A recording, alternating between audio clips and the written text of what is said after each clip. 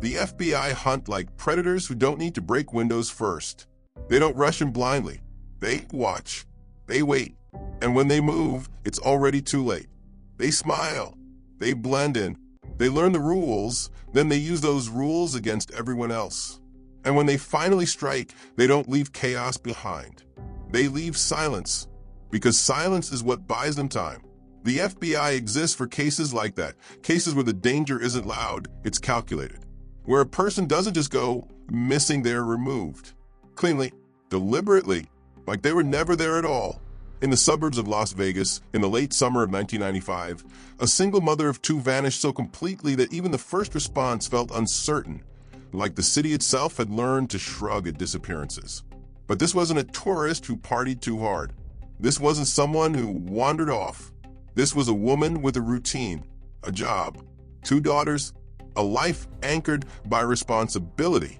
And on one quiet Sunday evening, the life she had built was interrupted by something far darker than anyone could imagine. Sunday evening, August 20th, 1995. It was a normal weekend arrangement. Joanne Albanese's two daughters had just spent the weekend with their father, something they did often since the divorce. It was familiar, predictable, the kind of schedule that gives children stability when the adult's relationship has already broken apart. That Sunday evening, the father's car rolled into their mother's neighborhood. The girls got out, grabbed what they carried, and walked toward the place that always felt like home. Joanne was the kind of mother who didn't forget things. She didn't forget to lock doors. She didn't forget to be where she was supposed to be. She didn't forget her daughters. The girls had lived their whole lives inside the comfort of knowing Mom is always there. That's why the first thing they noticed wasn't dramatic. It was small, wrong in a way children can feel before they can explain. The garage. Joanne's car wasn't inside. The girls paused. Maybe she was out. Maybe she'd gone to get something quickly. But the next detail hit harder. The door was unlocked. Not just unlocked, unsecured, as if someone had come in or left and didn't care what happened afterward. Joanne didn't do that. They pushed inside, and the house greeted them in the strangest way possible. The lights were on, not one or two, several. Bright, awake, like the house had been waiting. But Joanne wasn't there. Mom, one of them called. No answer. Again, louder, Mom. Still nothing. It wasn't just the emptiness that scared them. It was the feeling that the house wasn't empty naturally, it was empty on purpose. The girls stood in the quiet, hearing their own breathing, their own footsteps, their own fear growing louder with every second. They moved through rooms like they were trespassing in their own home. Kitchen, living room, hallway, nothing. No note, no message, no sign Joanne had stepped out. And for children who had never known their mother to simply vanish, the absence started to feel impossible. They headed upstairs. Each step felt heavier than the last. Mom, the younger one called again, her voice thinning. Still no answer. The oldest daughter approached Joanne's bedroom, and that's where the fear turned into panic. The door was unlocked. Joanne didn't leave her bedroom door unlocked. Not like that. The girl pushed it open. At first glance, it looked normal, but then she saw something that made her stomach drop. Joanne's jewelry, her prized jewelry, was sitting in the bathroom. Not neatly arranged like a woman choosing what to wear. Just left. The kind of jewelry Joanne rarely took off. The kind of jewelry that, if it came off, had meaning.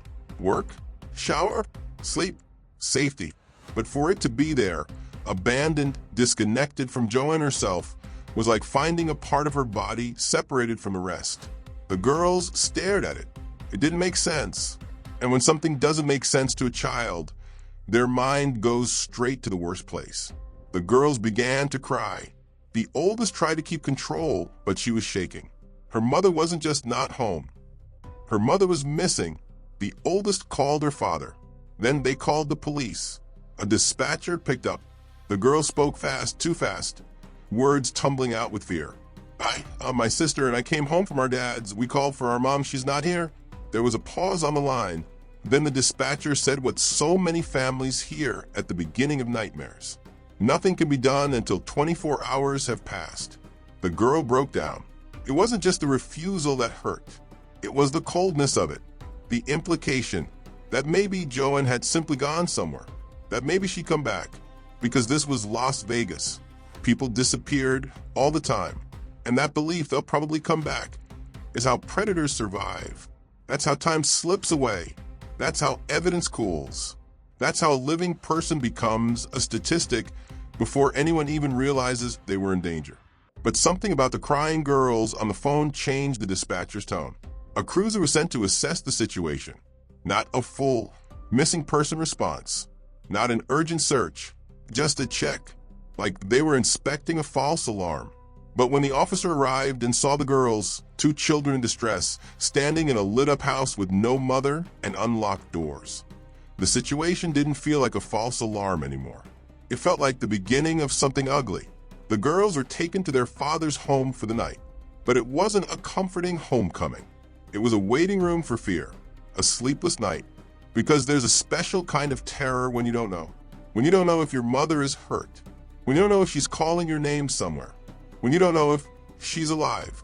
The girls stared at phones. They listened for knocks. They replayed the house in their minds.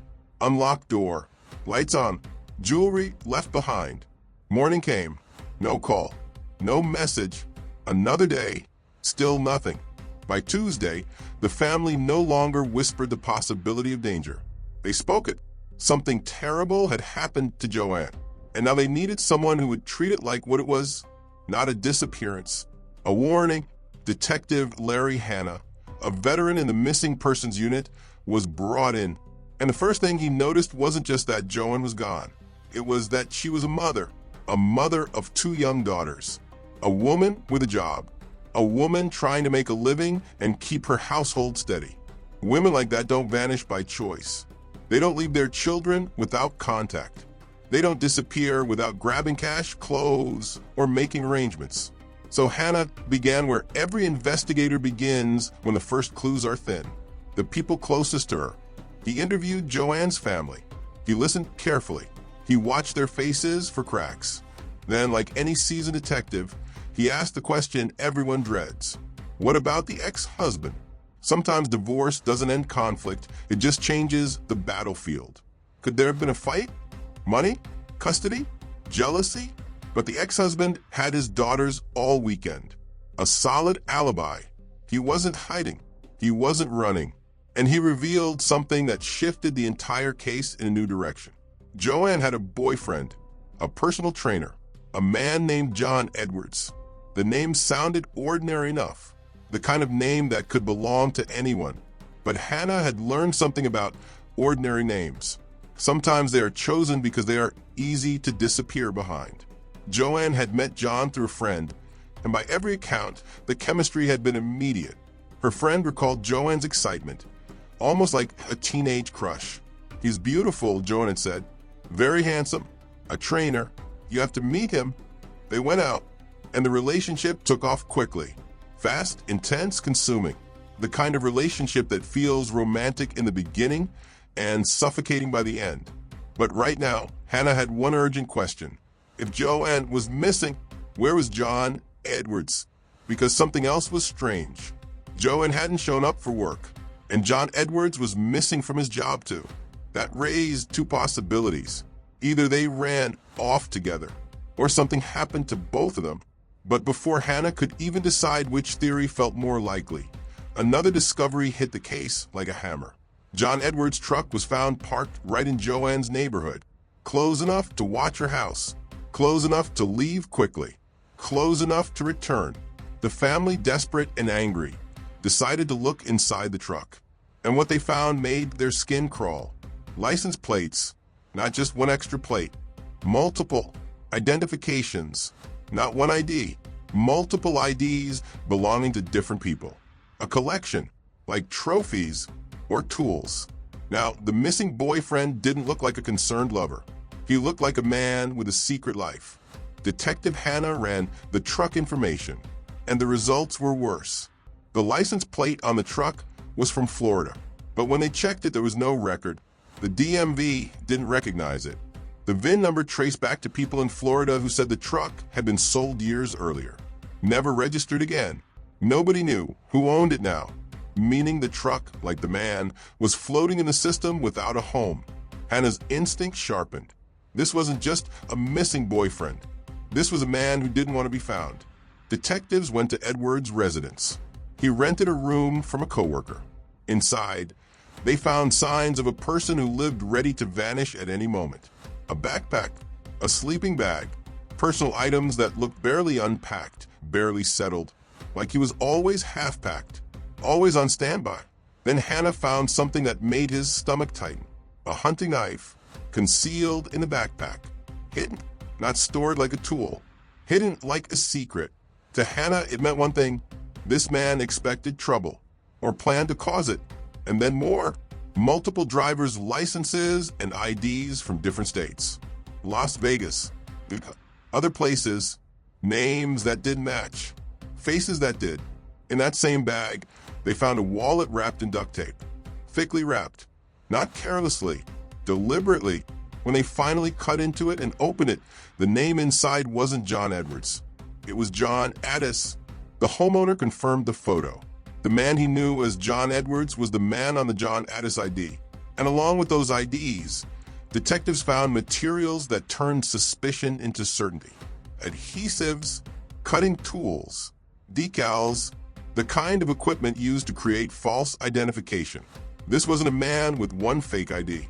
This was a man who was skilled at becoming whoever he needed to be. There was nothing tying him to a stable life. No roots, no true history, no solid identity, just layers, masks, and now a missing woman. Detective Hannah stared at the evidence and felt the alarm rise. If John Edwards wasn't real, then the woman who had brought him into her home didn't truly know who she was dating. And if she didn't know, she couldn't predict what he was capable of. Hannah entered Joanne's information into the National Missing Persons database. But the truth was, even with the database, he was fighting shadows. No body, no blood, no forced entry, just an unlocked door, lights on, jewelry left behind, and a boyfriend who wasn't who he claimed. Two people vanished at the same time. One truck left behind. No proof of murder. No proof she left willingly.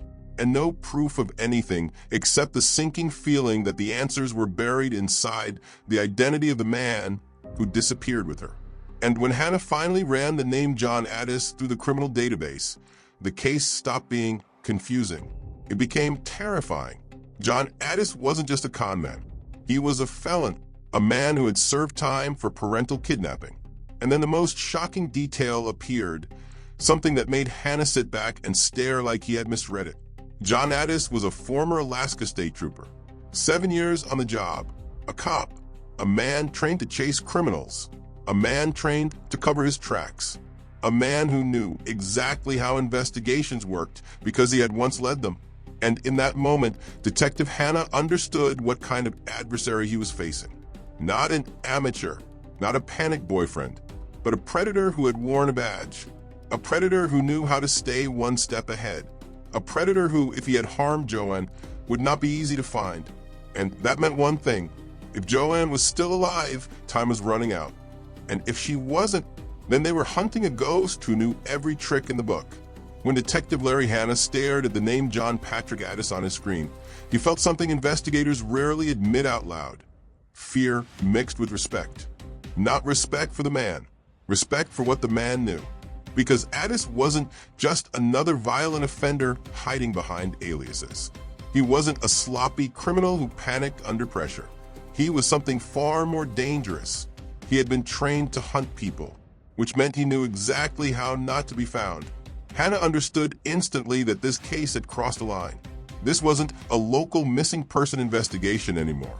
It was the beginning of a long war against a man who had once sworn an oath to protect, and had learned every weakness in the system along the way. And to understand what happened to Joanne Albanese, investigators had to go back decades to the moment John Addis first learned how power worked. Alaska, 1974. Long before Las Vegas. Long before false names. Long before Joanne. John Addis arrived in Fairbanks, Alaska, and joined the Alaska State Troopers. At the time, it was one of the toughest law enforcement jobs in the country. The terrain was unforgiving. Backup could be hours away, and officers relied on instinct as much as protocol. Addis thrived there. He was rugged, outdoorsy, physically capable.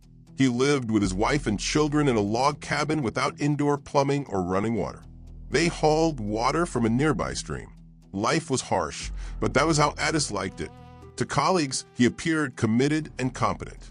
Jim McCann, a fellow trooper, remembered him clearly. "I like John," McCann would later say. "He was easy to get along with." What stood out most was his passion for forensics. Addis loved crime scenes. He loved evidence. He loved the puzzle. He was meticulous, methodical, precise. If something had been touched, he noticed. If something was missing, he felt it. And that attention to detail made him effective. But behind closed doors, another version of John Addis existed, one that his badge did not restrain. McCann remembered a moment that never left him. They were sitting in Addis's living room, talking casually about firearms. Addis suddenly turned toward his wife. "Mother," he said sharply, "get that rifle out of the closet." Not ask, commanded. His wife hesitated. "Go," Addis said again, his tone hardening. McCann was stunned. The way Addis spoke to her, cold, authoritative, absolute, was shocking. McCann later admitted that if he had spoken to his own wife like that, she would have smashed the rifle over his head. But Addis's wife obeyed. That was the dynamic. At home, Addis demanded complete control. He didn't want his wife to work. He didn't want her socializing. He didn't want her independent. Slowly, methodically isolated her. Cut her off from friends. Cut her off from family. Cut her off from choices. She lived under his authority, emotionally, financially, psychologically. And as the years passed, she became convinced of one terrifying truth. If she stayed, he would kill her. So she did the unthinkable. She packed up her children and fled. Then she filed for divorce. For John Addis, that wasn't just rejection. It was humiliation, loss of control, and it broke something inside him. Colleagues noticed it. He unraveled. Within 6 months, Addis remarried and announced he was moving to Florida. It was abrupt. No long goodbyes. No explanations. Just gone. That marriage didn't last either. His second wife left him within months and returned to Alaska. Again, abandonment. Again, rejection. Again, rage simmering beneath the surface. Addis drifted into gym work, an environment that would later become his hunting ground. In Florida, he met another woman. She was swept off her feet. Trips followed. Mexico, the Caribbean, the Bahamas. Addis played the role of the devoted partner perfectly. When she became pregnant, the mask slipped. The obsession returned. The control intensified.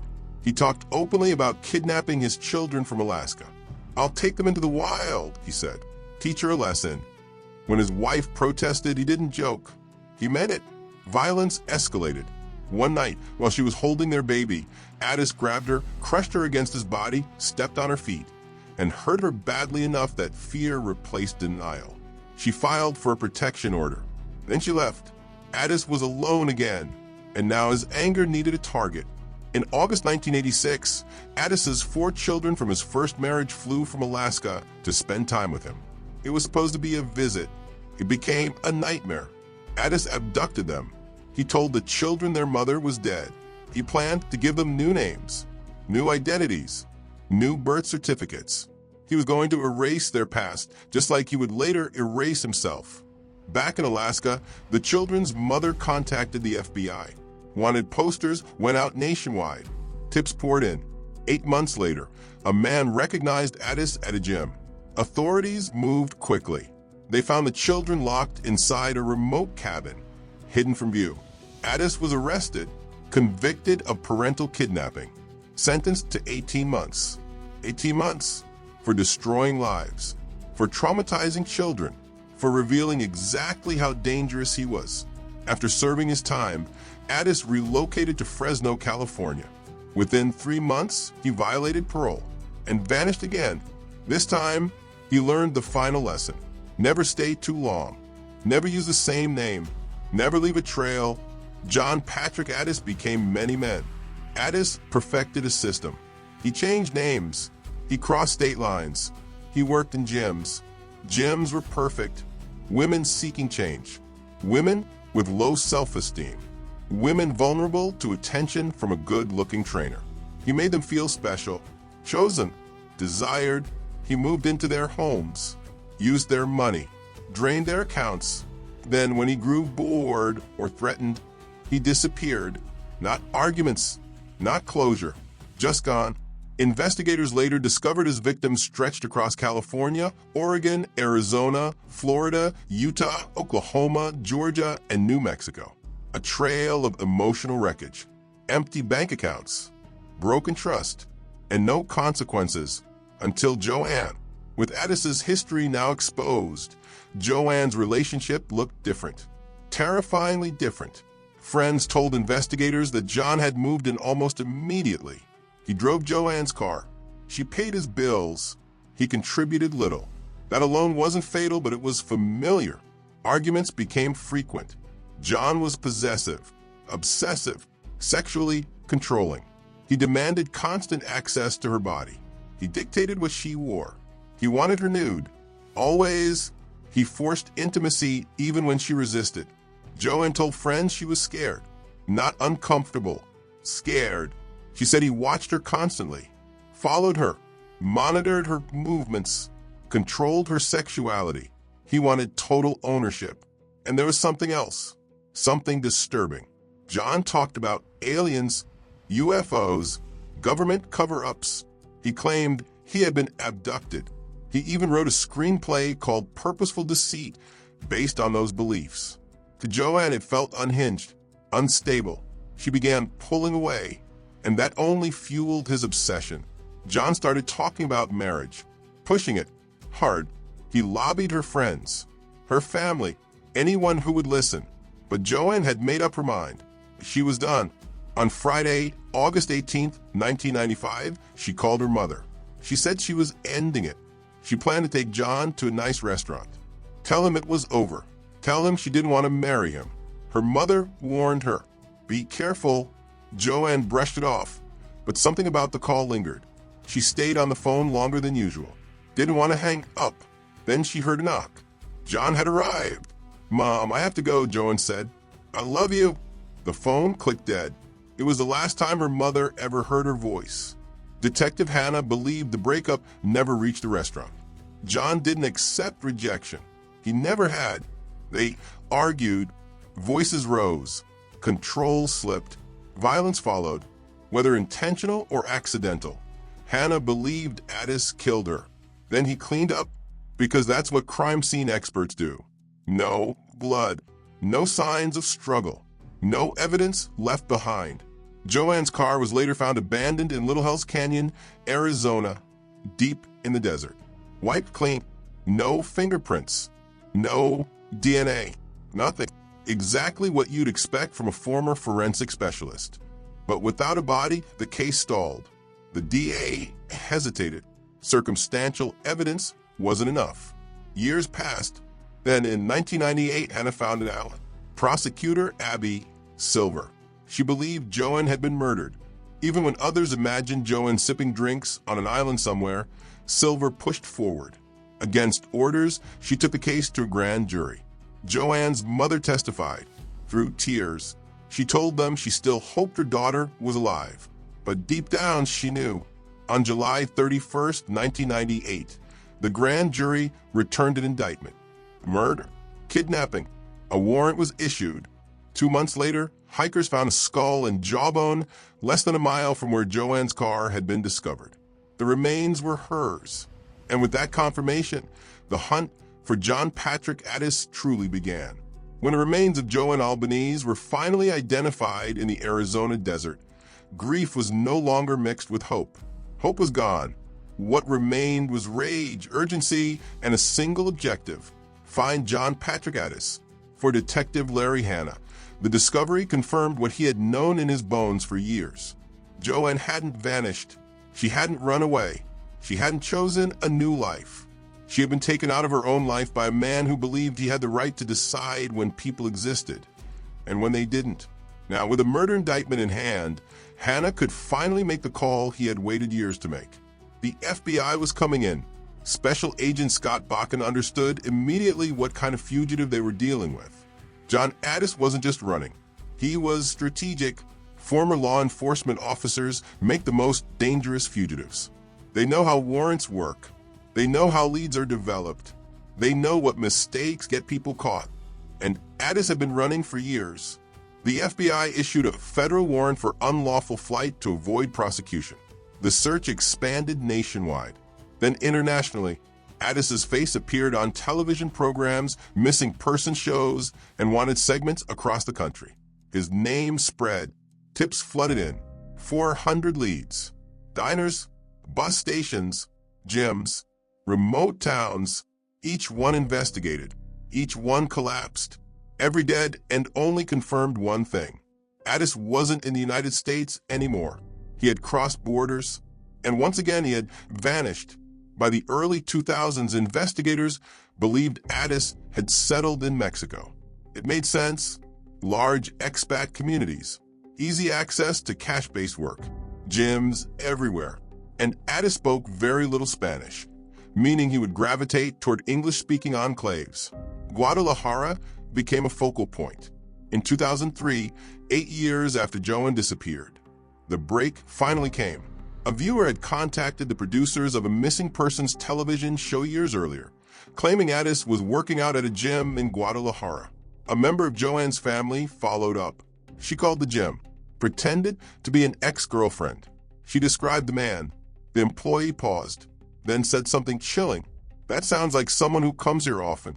His name is John Stone. Not John Edwards, not John Addis. John Stone." The manager later mentioned the call casually to the man they knew as John Stone. The reaction was immediate. His eyes widened. He froze. "That's not my name," he said repeatedly. "That's not my name." The next day, John Stone disappeared. Again, but this time he didn't disappear alone. Laura was 26 years old. She met Addis at the gym. She knew him as John Stone. Handsome, confident, charismatic, the same pattern. Within months, they were inseparable. 7 months into the relationship, Laura vanished. She didn't quit the gym. She didn't move apartments. She didn't plan a trip. She simply left. Her passport remained behind. Her money stayed. Her car was abandoned. All of her belongings untouched. She had left with him and nothing else. Agent Jim Bird took over the follow-up. He interviewed Laura's father, a man devastated, confused, and slowly realizing that his daughter hadn't left freely. Laura had written a note. She said John had asked her to marry him, that she was leaving with him, that she would come back for her things. She never did. Her father clung to one hope, that if Laura had been taken against her will, she was smart enough to escape. But deep down he knew. "I have a feeling," he said quietly, "that I'm never going to see her again." The FBI blanketed expat regions with wanted posters. Puerto Vallarta, Lake Chapala, communities filled with Americans hiding in plain sight. Nothing. Laura never contacted her family. Addis never resurfaced. Years passed. The case went cold again, until October 2006. That was a call investigators dreaded. Addis had been living in a small 2-bedroom apartment with Laura. Neighbors noticed a smell. Foul. Unmistakable. Police entered the apartment. What they found was horrific. Laura lay dead on the bed. Syringes surrounded her. Needles everywhere. Evidence that Addis had been drugging her, controlling her chemically, just as he had controlled women psychologically for decades. In the next room, police made another discovery. 2 small children, dead. A boy and a girl. Addis's children. The cause of death, carbon monoxide poisoning. The scene was ruled a homicide. A family annihilated. And once again, John Addis was gone. The FBI launched an all-out search. Every lead, every border, every alias. 3 weeks later, in Guatemala City, a hotel maid opened a door. Inside, she found a Caucasian male lying dead on the bed. Near him were multiple identifications, all in different names. One of them, John Charles Stone. Authorities suspected fraud. Fingerprints were sent. Back in the United States, Detective Hannah waited. He didn't believe it. Not yet. Addis was too good, too careful, too practiced. When the confirmation came, Hannah asked only one question. Is it really him? Fingerprints answered. Yes, John Patrick Addis was dead. Presumed heart attack. Age 56. No chase. No arrest. No trial. Just gone. Addis's death closed the case. But it didn't answer the questions that mattered most. How exactly did Joanne die? Did she fight? Did she suffer? Did she realize who he truly was in her final moments? Investigators believe Addis came to her home. They argued a struggle followed, and somehow, whether by rage or intent, he killed her. Then he did what he had always done best. He erased the scene. Joanne's bones were found, but her story, the final moments, went with him to the grave. For the FBI, for Detective Hannah, and for Joanne's family, justice never arrived the way it was supposed to. There was no verdict, no confession, no courtroom closure, just a trail of victims and a predator who outsmarted the system one last time. Former law enforcement officers are trained to protect. When one becomes a predator, the betrayal cuts deeper. John Addis used his training not to serve, but to destroy. And though he died alone in a hotel room, his damage stretched across decades, across borders, across lives that never recovered. Detective Hannah would later say he never found closure, because closure requires answers. And answers died with John Patrick Addis. All that remained was the truth everyone learned too late. The most dangerous criminals aren't always the ones breaking the law. Sometimes they're the ones who once enforced it.